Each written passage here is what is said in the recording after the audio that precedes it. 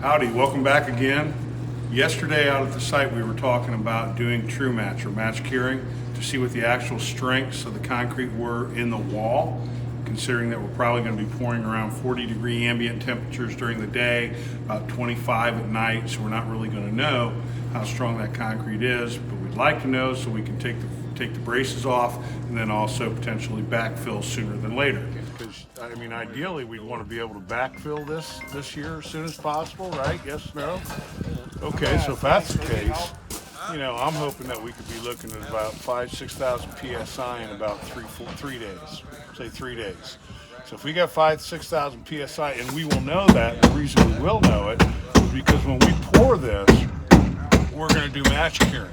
Okay. So we're going to take the sample of the mud here, and I'm going to put it. We're going to have three temperature probes in this wall, 3 different levels. Okay. It'll all pretty much probably be about the same temperature, but we'll do 3 different levels. Up at the top, it might be a little less. So what we'll do is we'll take that lowest temperature, all right, the one that's the weakest, because you always want to go to the weak point. Sure. And we will match cure those cylinders in our unit to the exact same temperature as what's going on here in the wall. So when I break those cylinders, that is going to exactly reflect what we have here. So when we get to like 3,000, 4,000, 5,000, whatever you feel comfortable with backfilling the wall, we'll go ahead. Whatever and the backfill. strength of the concrete is supposed to be. Then, I'm going to rely on that data, and we may be surprised. We may pick up days on backfilling that wall. Well, and so something that might throw you off a little bit, because if you're just curing it in a cylinder, you know, a metal cylinder, and you're curing inside this foam, this will definitely set up normal. No. Here, don't forget this.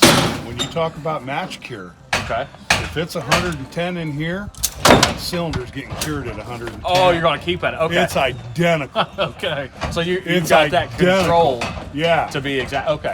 It is. Perfect. There's no gray Good deal. area. There's no interpretation. It is what it is. Good deal. Good You deal. know, yeah. So Yeah. that's the cool thing. My head was going, man, it's not going to be the same because Yeah. you got the insulation. But see, if you're that's gonna this go to the technology that same we have tip. that we're utilizing. I'm going to do a maturity curve to predict the strength, but I'm also going to actually know the strength, Right. because of the match. Because you're going to test those cylinders. Yeah. Yeah. Yeah. We're going to have it at our plant. We're going to have the concrete drop off there. We're not going to add any water here, and then we're going to put them in that box, and they will cure exactly the temperature here. Good deal. Good deal. It's cool stuff. Yeah. You know? I mean, you wouldn't get it. Not everybody would do it, you know, but the technology's there and available if somebody wanted to do it. No, absolutely. Especially now we're in the winter time, you know, we need When you need this stuff. every break we can get. Absolutely. We need every day we can Oh, get. especially in Michigan. I mean, you guys are getting ready to go to a shutdown and not be able to do a lot until February anyway, right? Right. Because of the frost law, Yeah. travel. Yeah. So that's the cool thing. That's why we're integrating low water cement ratio, polycarboxylate to help the strength and the viscosity of the mix and the flow. We can vary our size of the aggregate based on the strength testing we've already done. We're going to turn around and put the probes in so that we can do the match curing, and we'll also predict the strength of the same temperature. Cool. Pretty cool stuff. Yeah. So this box right here is the Tru-Match box, and it does match curing. So what we're doing right now is that we have cylinders in here that we've done off of a mix, which is going to be identical to the mix that we're going to use out in the field. And there's about 16 cylinders in here. One that's in the one in a cylinder to be able to record the temperature and the time, and then the other ones are for braking.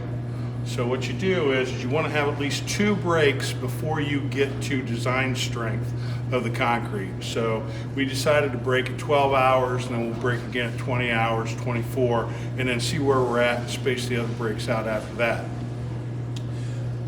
We're curing these concrete cylinders right now at a constant temperature of 85 degrees. Because when you set your curve, one of the most important things to do is make sure that the cylinders are curing at a constant temperature all the time. Okay, so once that data is done and we put our curve in, then we will use the information in our system to predict the in-place strength of the concrete, to predict it.